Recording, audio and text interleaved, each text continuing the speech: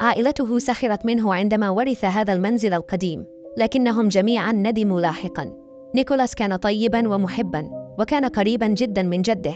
كان دائما يعتني به بينما كان الآخرون ينتظرون موته للحصول على الإرث. كان الجد غنيا جدا، لذا عندما توفي كان الجميع متحمسين للحصول على نصيبهم من الميراث. والد نيكولاس حصل على قصر، وأخته حصلت على القصر الآخر. أما نيكولاس فورث فقط منزلا صغيرا متهدما من جده. عندما علمت عائلته بذلك ضحكوا وضحكوا عليه. كان المنزل لا يساوي شيئا، مدمرا بسبب إعصار، ولم يرد أحد العيش فيه. في يوم من الأيام عندما قرر نيكولاس ترميمه، لم يجد أي شيء بداخله. كل شيء كان مدمرا، ولكن عندما نظر جيدا اكتشف أمرا مذهلا. كان هناك باب سري مخفي تحت الأنقاض. بصبر كبير قرر نيكولاس إزالة الأنقاض ليعرف ما يوجد هناك. لن تصدق ما اكتشفه نيكولاس. تابعوني وعلقوا بكلمة منزل لتعرفوا ما حدث في الجزء الثاني.